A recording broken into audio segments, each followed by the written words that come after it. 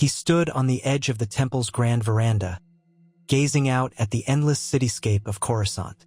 Sunset hues draped the towering spires in a gentle glow, and the sound of speeders whirring by far below created a low-pitched hum that resonated through the giant metropolis. Within the halls behind him, the Jedi Temple was quiet. Too quiet, Obi-Wan Kenobi thought. The hush made the entire structure feel more like a museum than a living monument to an ancient order tasked with upholding peace throughout the galaxy. But for Obi-Wan, that quiet carried the weight of many doubts, regrets, and questionings of the Force's will. He recalled the day he had stood with Qui-Gon Jinn before the Jedi Council. They had discovered Anakin Skywalker on Tatooine, a young boy with an unshakable spirit and a natural attunement to the Force so strong that it transcended any measure the Jedi had ever recorded. Qui-Gon, a maverick among the Jedi, had believed wholeheartedly that Anakin was the prophesied chosen one, the one who would bring balance to the Force. But the Council had been cautious and reluctant. Yoda and Mace Windu had sensed the danger that loomed over the boy. They had warned Qui-Gon that fear shadowed the child's future, that perhaps it was not prudent to train him in the ways of the Jedi. Yet Qui-Gon, resolute in his convictions, had insisted. Obi-Wan had been younger then, still a Padawan, still unsure of his own place in the galaxy.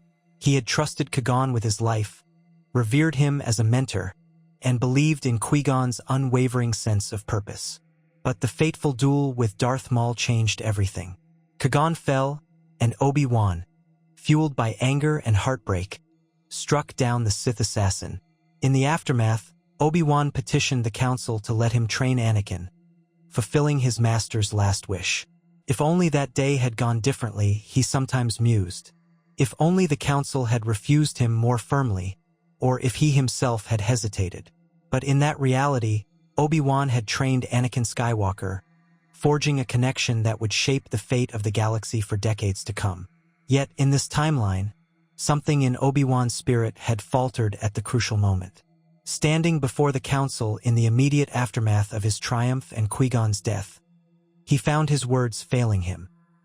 He could not bring himself to assert with confidence that he was ready for such a responsibility, nor that Anakin would be safe in his hands. The Council still sensed the boy's powerful connection to the Force, but they also sensed the swirling tempest of fear and potential darkness within him. Ultimately, the Council decided that Anakin would not be trained, at least not by Obi-Wan. And at that crucial juncture, the story of Anakin Skywalker diverged. The days that followed Qui-Gon's funeral were tense and uncertain. Anakin was lost, a boy forced to return to Tatooine with no prospects and no chance at a Jedi's path, or so the Council believed. Obi-Wan had done his part. He had not spoken up to push the Council toward training Anakin. He had simply remained in silent turmoil, grief-stricken over losing his mentor. Under the gaze of Yoda and Mace Windu, he had accepted the rank of Jedi Knight on the Council's recommendation, but without a Padawan. That was the day when the future paths of so many lives veered onto new courses, like speeders weaving through Coruscant's aerial lanes. And so it was that Obi-Wan Kenobi continued his life as a Jedi Knight without young Skywalker by his side. He discovered that, in this new path, a strange hollowness consumed him. He had wanted to honor Qui-Gon, but his own uncertainty, coupled with the Council's trepidation, meant that Anakin never stepped foot into the life of a Padawan. Instead, Obi-Wan discovered that his missions felt oddly aimless. He found himself completing tasks throughout the galaxy, serving the Republic with the diligence that was expected of a Jedi Knight, yet carrying within him a lingering echo that something in the Force had been left unfulfilled. Meanwhile, Anakin Skywalker returned to Tatooine, placed under the informal guardianship of the sympathetic Republic officials who had promised to free him. But Tatooine was harsh, and soon the boy found himself cast adrift in the chaotic swirl of Hutts, criminals, and bounty hunters. His mother, Shmi, remained enslaved for a while longer, though eventually a combination of unscrupulous deals and small acts of mercy from passing traders allowed her a measure of freedom. Life was difficult, and the desert winds scorched away many hopes. The Force still dwelled within Anakin, but he had no mentor to guide him, no teacher to calm the storm that brewed within his heart. Obi-Wan did not hear of the boy for many years. He himself rose in the esteem of the Jedi Council as he proved his commitment to the Force and to the ideals of the Jedi. He undertook perilous assignments, quietly building a reputation as a reliable and noble knight, one who had faced a Sith and survived. But that triumph carried a shadow, a memory of Qui-Gon's last words urging him to train the boy.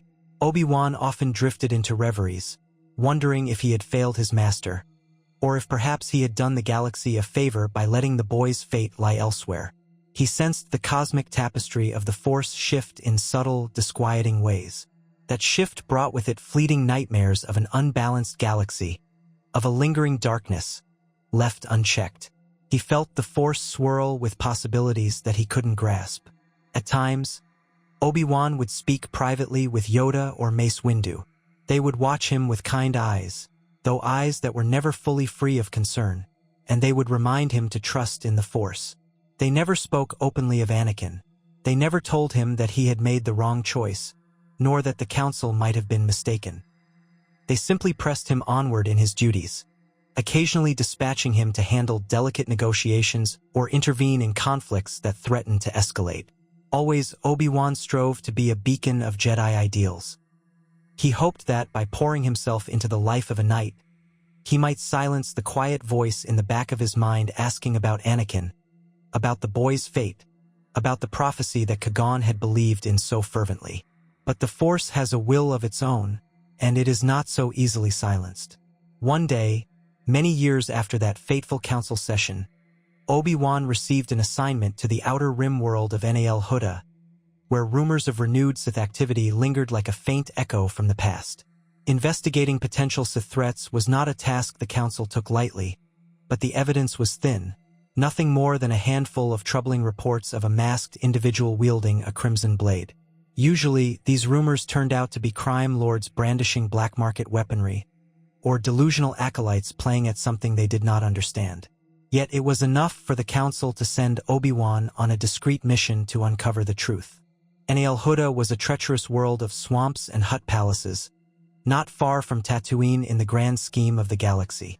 As Obi-Wan's starship descended into the murky atmosphere, he sensed ripples in the Force. It was neither a bright, comforting presence nor an unmistakably dark one. It was something uncertain, shifting like the bog-laden terrain beneath him. He pressed onward, confident that the Force would guide him to whatever he needed to find. Amid the seedy underbelly of Nal Hutta's trade ports, he visited cantinas and chop-shop arms dealers. He followed faint leads from shady Rodians and bedraggled Twi'leks, all of whom swore they had glimpsed something beyond the ordinary. The further he dug, the more he realized that he was picking up traces of something genuinely Force-related, though he could not quite put his finger on its nature. Another rumor placed the masked figure on Tatooine, specifically Mos Espa, a place that plucked at Obi-Wan's memory like an insistent cord. That was where Anakin had once lived. Suddenly, Obi-Wan felt a subtle tremor, as though the Force was pulling him back to the desert world he had visited so long ago. Reluctantly, but with the calm acceptance befitting a Jedi, he set course for Tatooine. He had not stepped foot on the dusty planet since the day he left with Qui-Gon and the boy.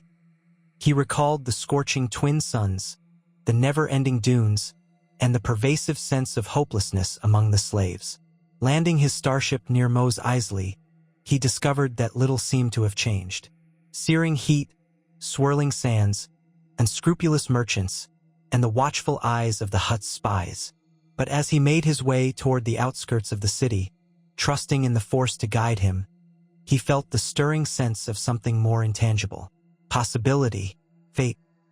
Under the blistering midday suns, Obi-Wan followed a lead pointing him to an old moisture farm that had been abandoned. When he arrived, he found no sign of life, only the empty husks of old vaporators, battered by years of disuse. Frustrated, he turned back toward the town, and in doing so, his gaze fell upon a lone figure standing at the crest of a dune. He could barely make out the silhouette, but he sensed an echo in the Force that felt strangely familiar. Tentatively, Obi-Wan approached. The figure was a young man, worn by the desert but with a resolute look in his eyes. He held a small metallic cylinder at his belt that caught the harsh sunlight, gleaming like a secret waiting to be revealed. As Obi-Wan came closer, the young man's posture stiffened, and a subtle wariness flickered over his features. When they were near enough to speak, the man's voice was husky, shaped by years of grit and dryness. "I've been watching you," he said simply, though there was an undercurrent in his tone. Something that reached out in the Force, testing Obi-Wan's spirit. "I sense that you are strong in the Force," Obi-Wan replied, choosing his words carefully. "Yet I don't recognize you. Have we met before?" The man's lips twitched in the faintest ghost of a smile, tinged with bitterness. "You might have, if circumstances had been different." In that moment, as a gust of desert wind whipped sand between them, Obi-Wan recognized the boy he had once known. Anakin Skywalker, no longer a child of 9, but a grown man shaped by Tatooine's unforgiving environment. Even though his features bore the marks of hardship, Obi-Wan could sense the raw intensity of his connection to the Force. It was as though the desert had sculpted him into a formidable presence, a blazing ember that no one had nurtured or taught how to burn properly. "Anakin," Obi-Wan said softly, I never imagined I would see you again." Anakin gave a curt nod. "I thought the same about you, Jedi. But now here we are." His gaze flicked to the lightsaber hilt at Obi-Wan's waist. "You're here on some official mission, I presume? Investigating rumors of dark side activity." Obi-Wan studied him, unsure whether to confirm or deny. The Force told him to be cautious, yet there was a pull, an undeniable sense of destiny, that bound them. He decided to trust it. "Yes, I've heard whispers of a masked figure, wielding a lightsaber. The Council wants to know if there's another Sith." Anakin's eyes grew darker. "He's out there.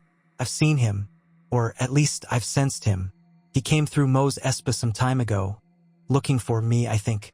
Or maybe just for anyone with a connection to the Force. I haven't figured it all out yet." Obi-Wan felt his heart quicken. "You've encountered a Sith?" Anakin folded his arms, frowning at the horizon. "Encountered is a strong word.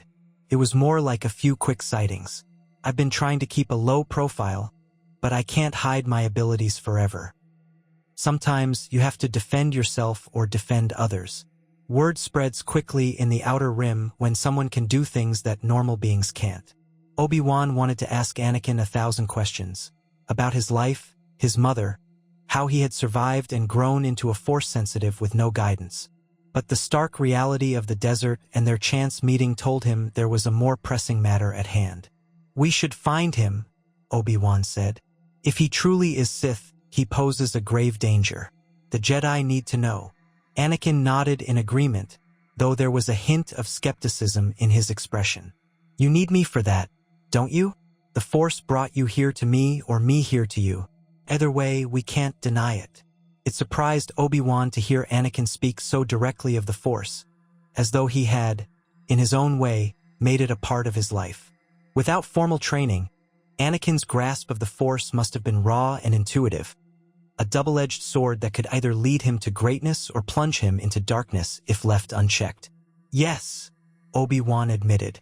"I believe the Force has guided this meeting. If you know anything about this Sith, or how to find him, we should work together." Anakin took a moment to consider, his eyes flicking over Obi-Wan's stance, the Jedi robes, the lightsaber. There was an unspoken tension between them, one that spanned years of lost opportunity. Obi-Wan sensed a reservoir of resentment in Anakin, as though the younger man had come to resent the Jedi Order for rejecting him. Yet, behind that resentment, there was still a glimmer of curiosity, a faint spark of the old dream he might have had once upon a time, about becoming a Jedi himself. "All right," Anakin said. "Let's see where this path leads." So began a tenuous partnership between the Jedi Knight and the boy who might have been his Padawan. They walked side by side into Mos Espa, seeking information about sightings of a mysterious masked man brandishing a red lightsaber. The local scum and villainy were not keen on answering Jedi questions, especially not in the presence of someone like Anakin, whose known prowess made them nervous. But after a few carefully placed inquiries and discreet persuasion using the Force on Obi-Wan's part, They gathered enough leads to suspect that the masked figure had taken refuge in the region of the Dune Sea, near the old Tusken Raider camps. With speeder bikes rented from a shifty Doug mechanic, Obi-Wan and Anakin set out into the endless dunes. As they rode, Obi-Wan could not help but reflect on what might have been. He felt Anakin's raw strength in the Force flicker, unrefined yet potent. He wondered if he had done the right thing all those years ago, letting the boy return to Tatooine. Had he spared the galaxy from danger, or had he deprived it of a powerful defender? "Why are you really here?" Anakin called over the sound of the speeder engines. "Is this just a mission, or do the Jedi care about me all of a sudden?" Obi-Wan sighed, scanning the horizon for any sign of movement. "You are important to the Force, Anakin. My master, Qui-Gon Jinn, believed you were the chosen one. But the Council, they had doubts. And He trailed off, unsure how much to reveal. "You were afraid," Anakin said, stating it as though he already knew. "You thought I was too dangerous. Or maybe that you weren't ready for me.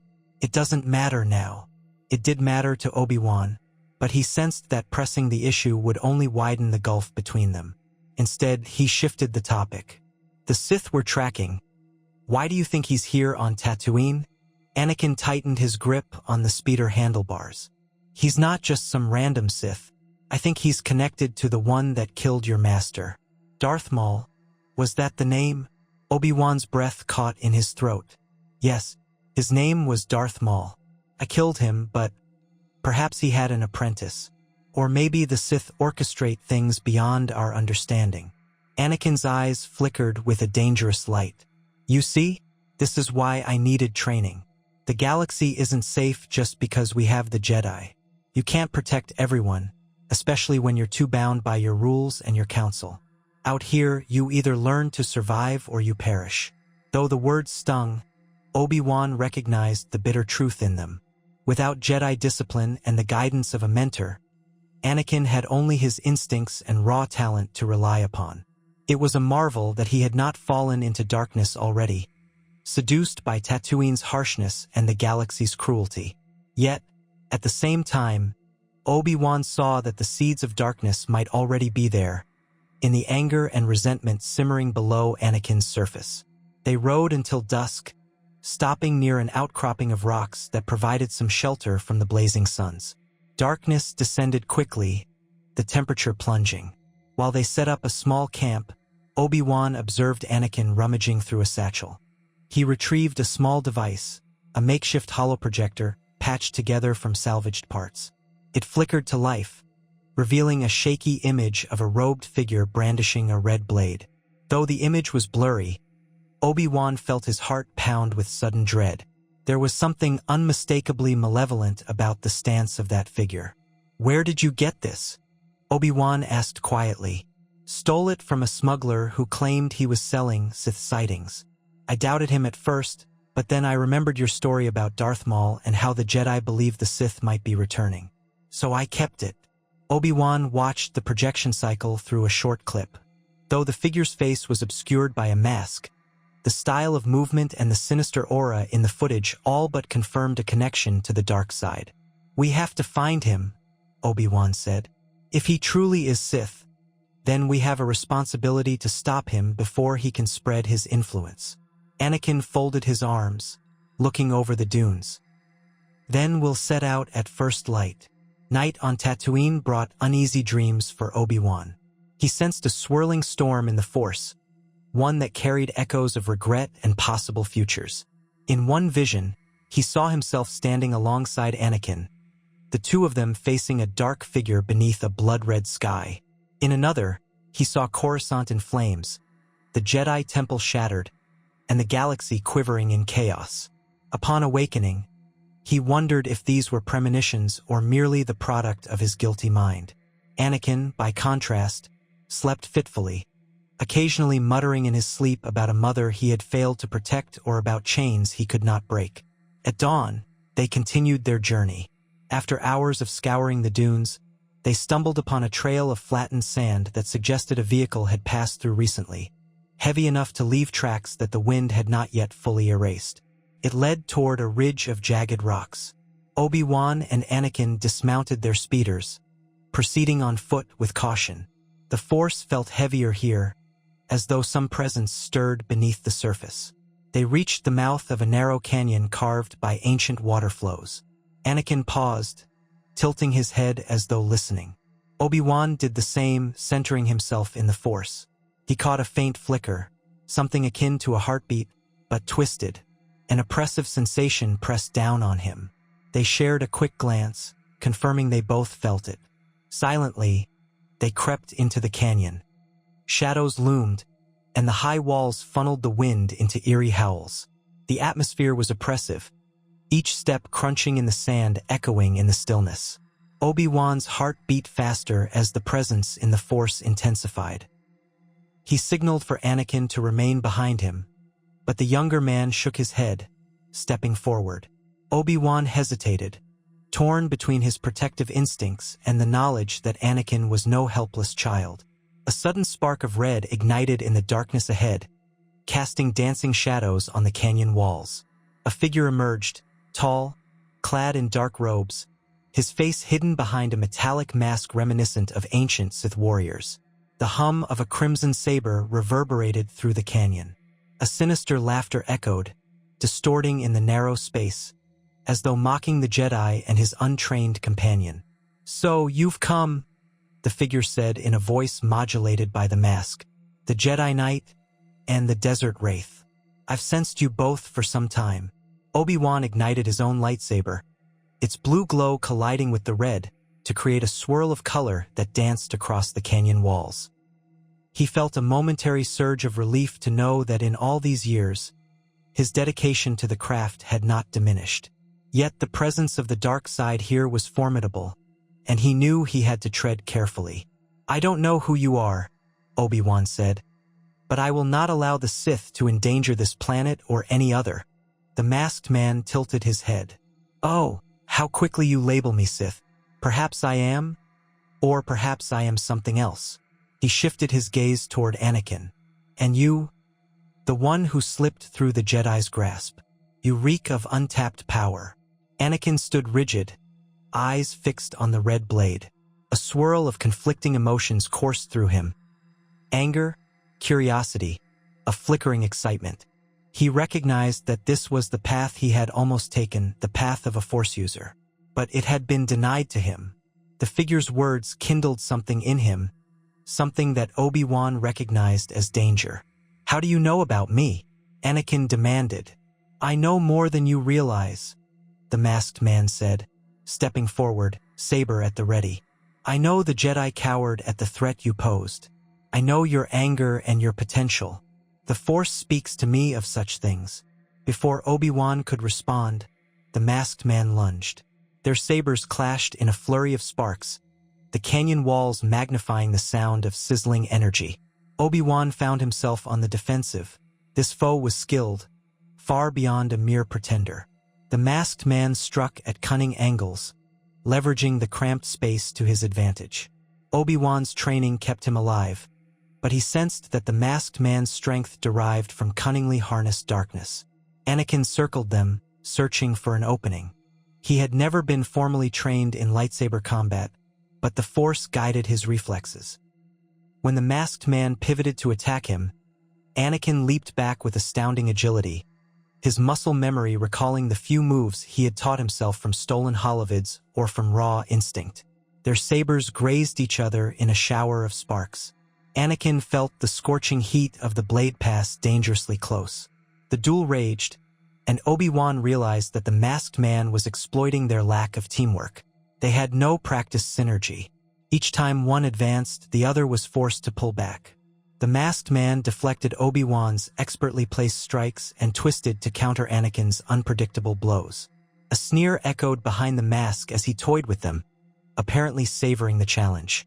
A wave of dark side energy suddenly pulsed outward from the masked man, throwing Obi-Wan and Anakin off balance. Sand swirled in a miniature tempest, stinging their eyes, momentarily disorienting them. In that instant, the masked man retreated deeper into the canyon. By the time the sandstorm subsided, he was gone, leaving only echoes in the Force. Anakin swore, deactivating his saber. He got away. Obi-Wan wiped the sand from his face, scanning the canyon walls. He's dangerous, that much is certain. But that wasn't the full measure of his power. He was testing us. Anakin bristled at the notion. He thinks he can just taunt us and run. He may be luring us into a trap, Obi-Wan cautioned, recalling his training. We should proceed carefully. Tatooine is vast, and if he truly is Sith, or aligned with the Sith, we cannot rush blindly. Frustration rippled through Anakin. For years, he had only himself to rely on, only his instincts to follow. The careful, methodical approach of the Jedi felt foreign to him. Still, he recognized the wisdom in Obi-Wan's words. Releasing a tense breath, he nodded. All right, let's see if we can pick up his trail. They searched the canyon, but the masked man's footprints faded into rocky paths that offered no clear direction. Eventually, they returned to their speeders, the desert suns beating down upon them as mercilessly as ever. By midday, they had found no further sign of their quarry. That night, around a small campfire, Obi-Wan ventured to speak more openly. Anakin, I feel I owe you an apology. I never wanted to abandon you to this life. Anakin stared into the flames. It's in the past. Apologies won't change anything. Still, Obi-Wan persisted. I want you to know that if circumstances had been different, I would have honored Qui-Gon's wish. I would have taken you as my Padawan. Anakin clenched his jaw. Why didn't you fight harder, then? Why didn't you do something? You saw what I was capable of, right? The Council. Did they label me as dangerous the moment they laid eyes on me? Did you all decide I was unworthy of your precious Jedi ways? Obi-Wan winced. It wasn't that simple. We were afraid, yes. The Force around you was turbulent. The Council worried it might lead you down a dark path. They believed the risk was too great, and I lacked the conviction and the experience to challenge them. I wish I had done more. The younger man's anger simmered, but he saw the sincerity in Obi-Wan's gaze. Maybe you did me a favor, Anakin said after a moment. I've seen what life as a Jedi can do to people, blind obedience, endless rules. Out here, I've discovered my own way of using the Force. Obi-Wan considered that. Perhaps, but I also sense your potential. If you had been trained, you might have become the greatest Jedi of our age, a guardian of peace. Anakin scoffed. A Jedi who can't save those he cares about? Look at my mother. I couldn't free her from slavery until it was too late, until her spirit was broken. Even then, she died in my arms. He closed his eyes, the memory clearly tormenting him. What good is all this power if it can't help the ones I love? A wave of grief and sympathy washed over Obi-Wan. In that moment, he understood the root of Anakin's bitterness. I'm sorry, he whispered. Truly I am. The path of the Jedi is not easy. We can't save everyone, no matter how strong in the Force we are. But we do our best to save as many as we can. Anakin stared at the flickering flames, silent. In the hush of the desert night, the Force swirled around them. Both men felt the weight of unspoken truths and the fragile connection that had been forged between them, partly by fate, partly by regret. They both knew that something bigger than themselves was at play here, and the masked figure was only the beginning. By morning, they decided to return to Mos Espa to gather more information. Upon arrival, they found the town buzzing with rumors. There had been an attack at one of the local establishments, a handful of patrons slain by a lightsaber-wielding assailant. The details were murky, but the fear in the settlement was palpable.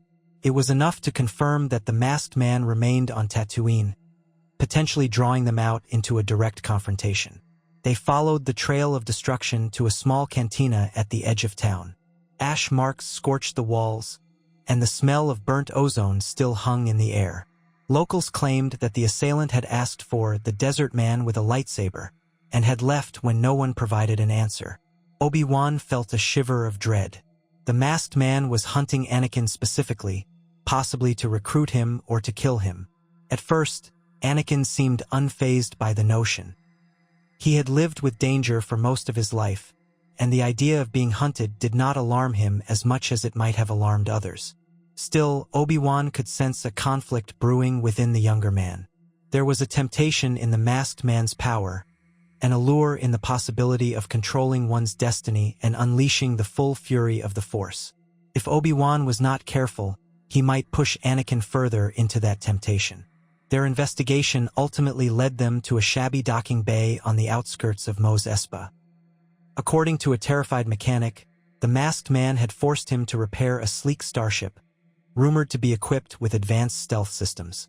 If the masked man fled Tatooine, tracking him could become nearly impossible. Obi-Wan and Anakin arrived at the docking bay at twilight. From a distance, they spotted the starship, a dark, angular craft that seemed to absorb the fading light. "He's there," Obi-Wan whispered, sensing the presence through the Force. "We should try to corner him before he leaves." Anakin nodded, and together they approached the docking bay's perimeter, moving quietly behind crates and machinery. However, the masked man must have sensed them, for the starship's engines roared to life. The docking ramp began to close. Without hesitation, Obi-Wan leaped forward, using the Force to propel himself. He barely managed to slip onto the ramp before it sealed shut. Anakin followed, sliding under the closing hatch at the last second. They tumbled into the ship's dimly lit cargo hold. Alarms blared, and the ship lurched as it lifted off. The masked man's presence echoed through the corridors. Obi-Wan ignited his lightsaber, the blue glow casting shifting shadows across crates strapped down for flight. Anakin did the same, tension radiating off him. The lights in the corridor ahead flickered, revealing the masked man waiting for them. His crimson blade hummed menacingly, and the modulated voice echoed through the hold. "I see you've accepted my invitation." Obi-Wan raised his saber. "We can end this peacefully. Surrender." A mocking laugh crackled through the mask. "Peace is a lie, Jedi. Conflict reveals truth." With that, the masked man charged. The corridor erupted into a fierce battle. The starship shuddered as it left Tatooine's atmosphere, forcing them to brace themselves with each strike. Obi-Wan's honed skill met the masked man's relentless assault. Anakin darted in from the side, his savage but intuitive style forcing the foe to split his attention. Despite their combined efforts, the masked man fought with a preternatural grace, his strikes fueled by dark energy. Sparks flew as saber clashed against saber. At times, he would feint toward Obi-Wan, then pivot to Anakin. Other times, he simply hurled blasts of Force energy to throw them off balance. The cramped corridor became a battleground of swirling lights and thunderous impacts. Eventually, a stray slash from the masked man's saber struck a power conduit on the wall, sending arcs of electricity crackling across the corridor. With a violent jolt, the ship's artificial gravity fluctuated. All three combatants were momentarily thrown into the air. Obi-Wan managed to thrust a hand out, bracing himself against the ceiling, while Anakin did the same. The masked man, however, had predicted this outcome. He used the moment of chaos to fling Obi-Wan back with a telekinetic push. Obi-Wan crashed into a set of crates, the wind knocked from his lungs. Now, the masked man focused on Anakin, unleashing a series of brutal attacks. Anakin parried desperately, his lack of formal training evident. Yet the Force guided his movements, giving him uncanny agility and speed. For a moment, he gained the upper hand, managing to land a glancing blow on the masked man's shoulder. A hiss of pain escaped the dark figure. The masked man retreated a step, his chest heaving. "You are strong," he said, voice tinged with something akin to admiration. "The Jedi were fools to turn you away." Anakin's eyes blazed. "They didn't turn me away. They left me behind." He lunged, but the masked man sidestepped, seizing Anakin's arm in a sudden move. With a twist of his wrist, he disarmed Anakin, sending his saber clattering across the floor. In that brief instant, Obi-Wan recovered enough to leap forward, striking at the masked man to protect Anakin. But the Dark Warrior parried with ease, sending Obi-Wan's blade skittering aside. In a bold maneuver, The masked man reached out with the Force and pinned both Obi-Wan and Anakin against the corridor walls. They struggled in vain, hands splayed, sabers out of reach. The masked man loomed between them, crimson blade humming. "I have waited for this," he said, though to whom it was unclear. Obi-Wan felt the pressure in his chest intensify as the masked man tightened his telekinetic grip. Out of the corner of his eye, he saw Anakin fighting with every ounce of will to break free. The younger man's eyes flashed with rage, and Obi-Wan sensed that Anakin was drawing upon a well of darkness, a raw emotional power. Even pinned, Anakin's connection to the Force surged. A deafening crash reverberated through the ship as Anakin mustered an enormous burst of Force energy, breaking the masked man's grip. The wave of power slammed the masked man against the opposite wall, momentarily stunning him. Freed, Anakin dropped to the floor, gasping. Obi-Wan did the same. With the masked man recovering, Obi-Wan grabbed his lightsaber and flung it to Anakin. "Take it!" he shouted, summoning Anakin's own saber to his other hand. The roles reversed. Obi-Wan ignited Anakin's saber, while Anakin ignited Obi-Wan's. Together, they attacked in tandem, catching the masked man off guard. For a fleeting moment, they achieved the synergy that a master and Padawan might have shared, their contrasting styles blending seamlessly. Sparks flew as twin blades of blue clashed with crimson, pressing the masked man back. Sensing he was outmatched, the masked man unleashed a desperate burst of Force lightning. Blue tendrils of energy arced wildly. Obi-Wan and Anakin raised their sabers to deflect, but the confined space caused some of the lightning to bounce off the walls, searing the air with the smell of ozone. Even as they struggled against the storm, the masked man darted past them, heading for the cockpit. "We can't let him escape," Obi-Wan exclaimed, suppressing the lightning with his saber. Together, they pursued the dark figure through the starship's corridors. But they arrived at the cockpit just as the masked man sealed the blast doors. A hiss and a clang indicated that he had damaged the mechanism, locking them out. Moments later, they felt the ship lurch and heard the telltale roar of an FTL drive spooling up. Frantically, Obi-Wan searched for a way to override the blast doors, but the control panels had been fried. Anakin attempted to slash through the doors with his saber, but the thick plating resisted, reinforced by energy shields. "He's making the jump to hyperspace," Anakin said, panic creeping into his voice. "We're stuck on his ship." Even as he spoke, starlines elongated outside the cockpit window, and the ship careened into hyperspace. In the corridor, the overhead lights flickered, battered by the strain of the sudden jump with partial system damage. The hum of the engines settled into the telltale thrumming that accompanied faster-than-light travel. Exhausted, Obi-Wan and Anakin exchanged a glance. They both knew their situation was dire. The masked man controlled the vessel, and they were effectively locked in the aft sections. "We have to find another way in," Obi-Wan said. "Or we have to sabotage the ship so it drops out of hyperspace." Anakin tried accessing a nearby console, but the readouts were scrambled. The system locked with a cryptic passcode. "This is crazy," he muttered. "I should have stayed on Tatooine." Obi-Wan managed a wan smile, despite their predicament. "Then the Sith, or whoever he is, would have hunted you down. We have a chance now, at least. If we can get to the engine room, we might be able to force the ship to revert from hyperspace. Or we can disable life support in the cockpit, flushing him out." Anakin nodded, though the plan clearly made him uneasy. They began to explore the ship's labyrinthine corridors, searching for a way to the engine compartment. Along the way, they passed storage bays filled with contraband and strange artifacts, relics that pulsed with faint dark side energy. It was clear that their foe had been collecting them from across the galaxy, piecing together some grand puzzle. "Look at these," Obi-Wan said, holding up a small idol carved from black stone, etched with runes reminiscent of ancient Sith language. "He's been studying the dark side, perhaps searching for something that Maul left behind, or even something connected to the old Sith Empire." Anakin's eyes lingered on the twisted forms. "I've heard rumors in the Outer Rim that the Sith never truly died out, that they have enclaves hidden on remote worlds." Obi-Wan exhaled slowly. The Council suspected as much. Still, we never imagined they'd reveal themselves in this way. Targeting you. He paused, setting the idol aside. Anakin, he wants you for a reason. I sense it's more than just your power. Anakin shrugged, though his eyes betrayed a flicker of fear.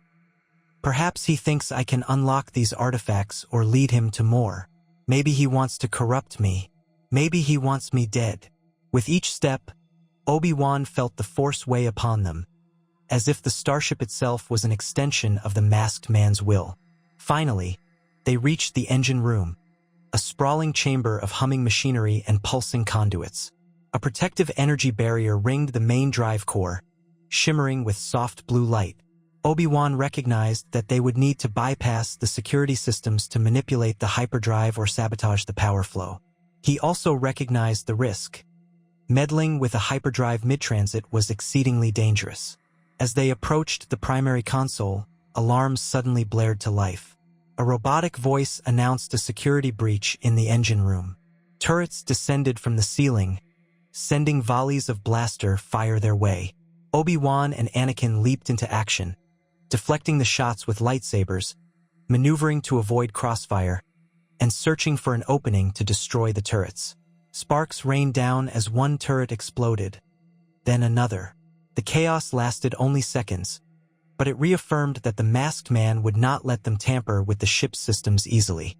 In the aftermath of the firefight, Obi-Wan rushed to the console.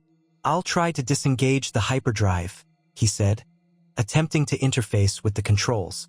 The screen displayed lines of indecipherable code. The masked man had locked everything down. "I need time to slice through this." Anakin nodded, scanning the chamber. "I'll stand guard." As Obi-Wan worked, the ship shook violently. Something within hyperspace was amiss. The starship's navigational path stuttered, possibly due to the damage they had caused in the earlier battle. Panels flickered, and a jarring surge of power rippled through the deck. For a moment, Obi-Wan felt his stomach lurch, an indication that the hyperdrive was destabilizing. He focused on the console, using the Force to calm his mind, letting instinct guide his attempts at bypassing the masked man's security. After a tense minute, he found a potential override to drop them out of hyperspace. "I think I can do it," he said, his fingers flying over the keys. Suddenly, a presence loomed behind him. He barely had time to spin around before the masked man struck, having slipped into the engine room unnoticed. With a ferocious slash of crimson blade, the masked man forced Obi-Wan away from the console. Anakin intercepted, crossing sabers with the dark figure. Again, their blades whirled, bright arcs clashing against a backdrop of whirring machinery and alarm klaxons. Obi-Wan saw a chance. While Anakin occupied the masked man, he lunged back toward the console. Deftly, he keyed in the final override. The entire engine room rattled as the hyperdrive stuttered. Without a stabilized revert sequence, the starship was wrenched from hyperspace in a violent lurch that sent all three combatants tumbling. Indicators screeched, warning of imminent system failure. The starship crashed out of hyperspace near an uncharted star system, spinning wildly. Obi-Wan scrambled to regain his footing. The masked man, dazed but unrelenting, lashed out at Anakin with a savage strike. Their blades locked, humming furiously. Anakin gritted his teeth, sweat pouring down his brow, as the masked man pressed forward. Then came a brilliant flash of sparks. One of the overheated conduits burst, spewing superheated plasma across the chamber. Anakin leaped aside just in time, but the masked man was caught in the spray, crying out in pain. Obi-Wan seized the opportunity to slash at the security panel near the cockpit entrance, hoping to free the door. As if in response, the ship's failing systems caused the blast doors to open partially, revealing a flicker of starlight beyond. Unwilling to be defeated, the masked man summoned the dark side. With a roar, he channeled Force lightning into the swirling plasma, propelling a wave of scorching energy that caught Obi-Wan and Anakin in its path. The pain was excruciating, as though 1,000 needles of heat and electricity pierced them. Obi-Wan mustered all his will to erect a Force barrier, but it only dampened the onslaught. Just as he thought they would be overwhelmed, an overload in the engine core triggered a massive blast behind the masked man, sending him hurtling across the room in an explosion of debris. Obi-Wan collapsed to his knees, panting. Anakin did the same, their clothes singed and skin blistered from the intense heat. Smoke and alarms filled the air. Sparks rained down from ruptured conduits. Through the haze, they saw the masked man slumped against a pile of debris. His robes charred, the mask cracked. For a moment, Obi-Wan thought he might be dead. But then a rasping breath came from behind the fractured mask. Painfully, Obi-Wan and Anakin climbed to their feet, sabers at the ready. They approached cautiously, prepared for any last-ditch strike. The masked man stirred. With trembling hands, he lifted a piece of debris off his body. The partial meltdown of the ship's engine core had left him grievously wounded.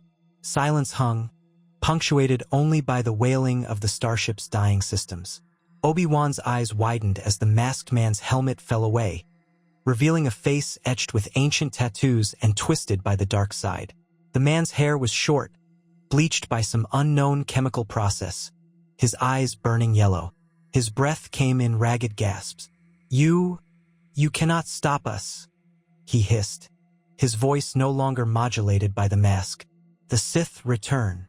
Anakin loomed over him, igniting his saber, the tip aimed at the man's chest. For a moment, his face flashed with fury, as though every grievance and hardship he had endured on Tatooine surged to the surface. Obi-Wan felt a chill in the Force, a tremor that warned him of a grave choice being made. He extended a hand. "Anakin, no." Breathing heavily, Anakin stared down at the broken Sith acolyte. "He doesn't deserve mercy," he muttered, rage coloring his tone. "He's killed innocent people. He's hunted me, used dark magic. He'd do the same again if we let him live." Obi-Wan placed a hand on Anakin's shoulder, ignoring the pain in his body. "That may be so, but the Jedi way teaches us not to strike down a helpless opponent. We must show compassion, even if he has shown none." There was a long pause, during which the starship groaned, metal twisting under the strain of the engine meltdown. Anakin's lightsaber hovered, trembling. Finally, he exhaled and deactivated the blade, stepping back. Obi-Wan nodded in relief. They knelt next to the wounded man, who let out a sardonic chuckle. "Your compassion is your weakness," he spat. "We were right about you, Skywalker. You fight the darkness, but it lives in you." Anakin bristled, but Obi-Wan ignored the man's taunts.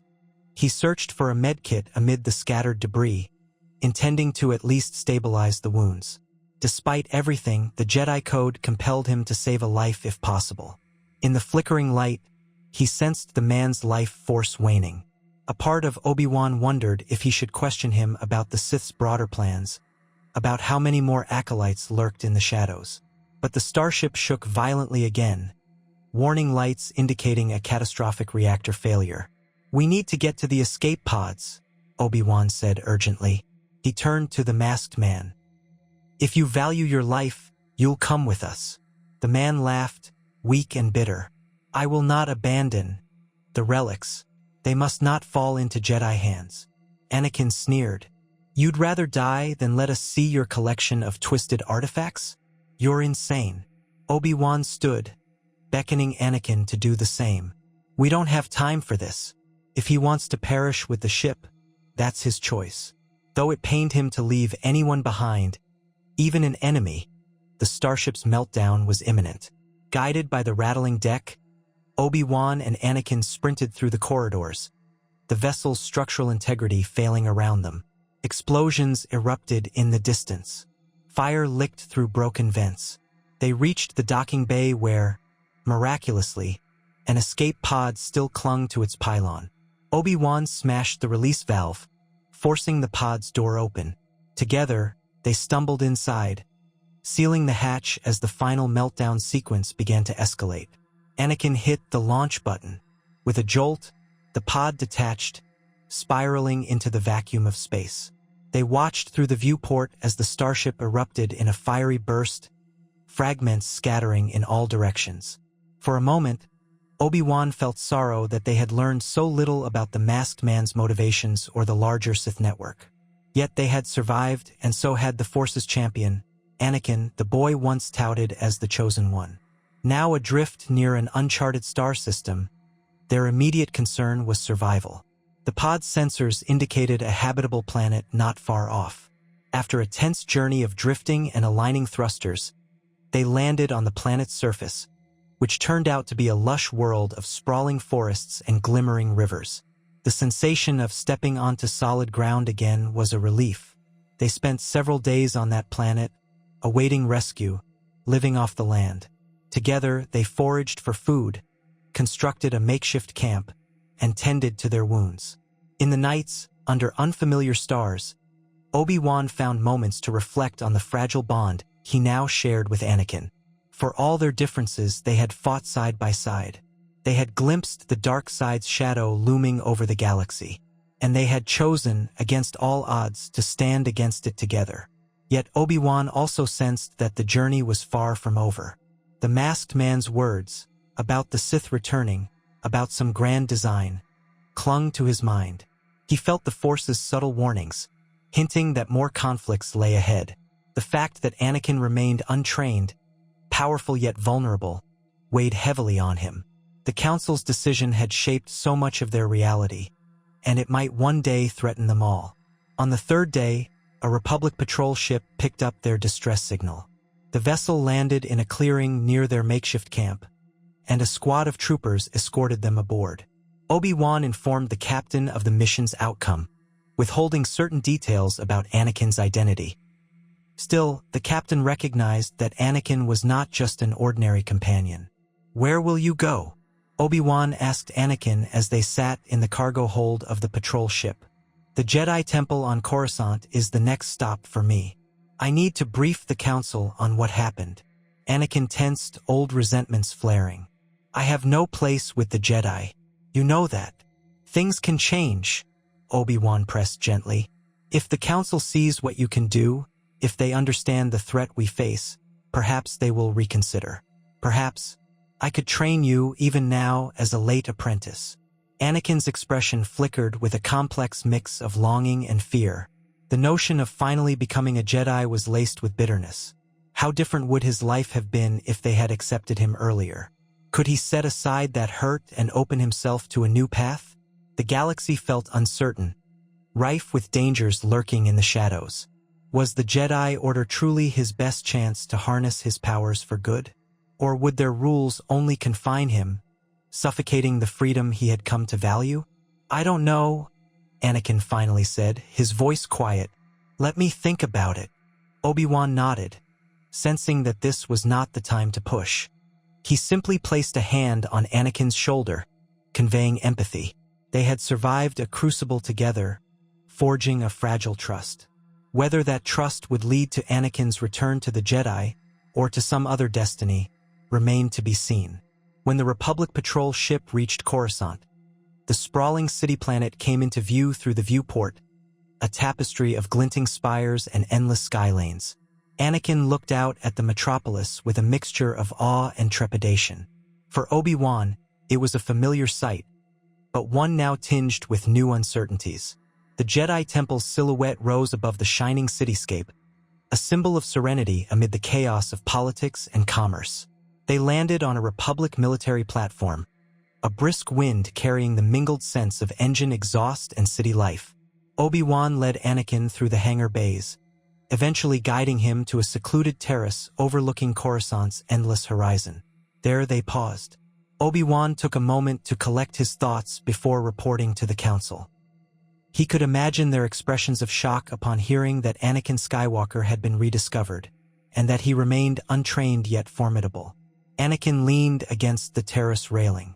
"It's bigger than I remembered," he said, gesturing at the labyrinthine skyline. "I was just a kid last time I was here." Obi-Wan managed a reassuring smile. "Yes, can be overwhelming, even for those of us who've spent years in the temple. But if you decide to meet with the Council, I'll stand by you. This time we'll face them together." For a moment, Anakin said nothing. Then he turned, his eyes reflecting the city lights.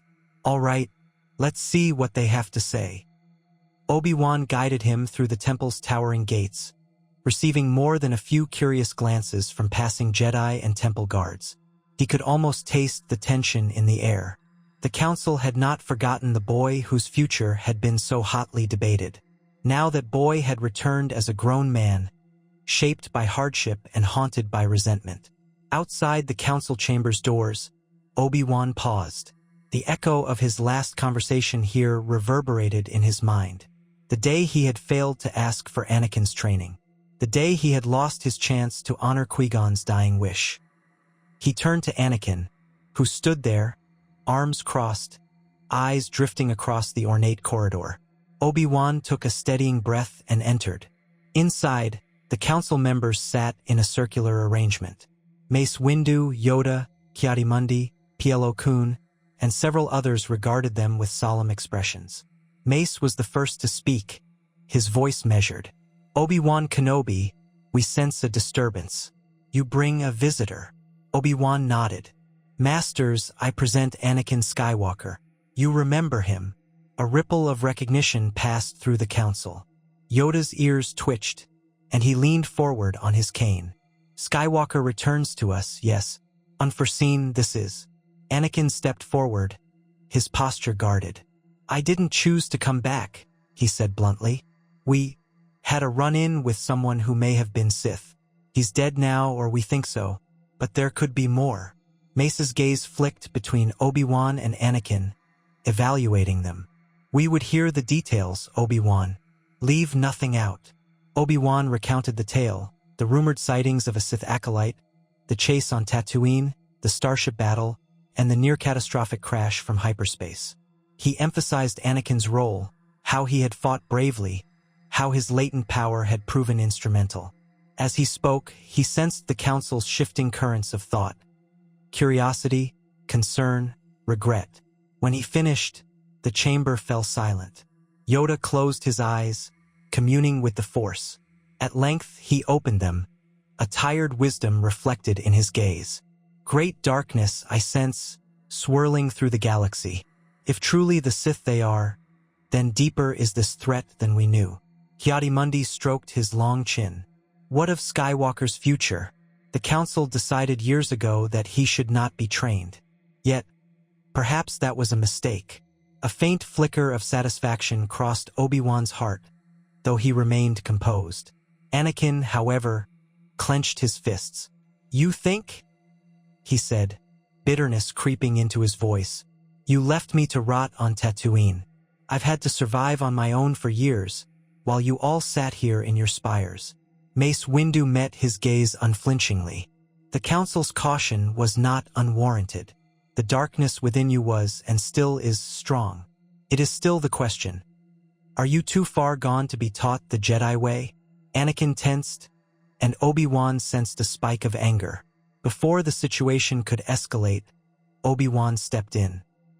Masters, I have fought alongside Anakin. He is strong in the Force. He lacks discipline, yes, but his heart is still uncertain. I believe we have a responsibility, both to him and to the galaxy, to offer him guidance. Plo Koon's mechanical-sounding voice resonated softly. I sense truth in Obi-Wan's words. The Force calls to Skywalker. If we turn him away again, the consequences could be dire. Yoda nodded gravely. Yet test him we must. The risk remains great. Mace folded his arms, scanning Anakin. Do you wish to become a Jedi, Skywalker? Do you have the will to walk our path, despite your anger and your experiences in the Outer Rim? Anakin's jaw worked as he weighed the question. He glanced at Obi-Wan, who offered a reassuring nod. Anakin remembered the masked man's mocking laughter, the sense of an impending darkness that threatened the galaxy. If the Jedi were part of the solution, if training with them could help him master his powers and protect those who couldn't protect themselves, maybe it was worth setting aside his grievances. I'll try, he said at last. But I'm not the same 9-year-old boy you turned away. I have my own way of doing things. Yoda's ears perked. Work together we can, if open to learning you are. But recall, discipline is the Jedi's ally. Anakin's lips twitched in the faintest hint of a smile. I'll try not to cause too much trouble." With that, the council conferred among themselves, their voices soft but earnest. After a few moments, Mace Windu straightened, addressing Anakin once more. "We will give you a chance, Anakin Skywalker. You will become a Padawan learner under Obi-Wan Kenobi's guidance. If he is willing to take on that responsibility." Obi-Wan inclined his head, a gentle warmth filling his chest. "I will, Masters. I'll do my utmost to guide him on the Jedi path." Yoda tapped his cane, a small smile tugging at his wrinkled features. "Then settled it is. May the Force be with you both." When they exited the council chamber, Anakin felt an odd mix of relief and trepidation. He glanced sidelong at Obi-Wan, who offered an encouraging grin. "Well, we finally have a chance to set things right," Obi-Wan said, his tone light but carrying deep significance. "I promise you, I'll do everything in my power to help you grow strong in the Force, for the right reasons." Anakin gave a short nod. Deep inside, he felt a flicker of hope, a sensation almost alien to him after years of cynicism. Yet it mingled with the shadows of his old resentments. The path ahead would not be easy. He would have to learn discipline and self-control late in life, while also grappling with the burdens of the past. But for the first time, he sensed that he was not alone. Obi-Wan was at his side, and the Jedi, though flawed, represented a chance for redemption or at least purpose. As they walked down the temple's grand corridors, Coruscant's city lights twinkled through the tall windows, symbolizing the infinite possibilities of the galaxy. Both men felt the Force flowing between them, carrying echoes of Qui-Gon's hopes, the Council's doubts, and the mysterious threat of the Sith.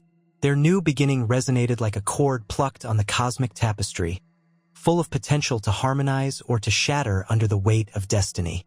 Somewhere far off, in the labyrinth of half-known star systems and forgotten ruins, the stirrings of dark side activity continued.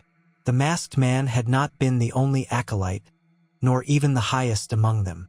Whispers passed from one hidden enclave to another, portents of a grand design that awaited the right moment to unveil itself.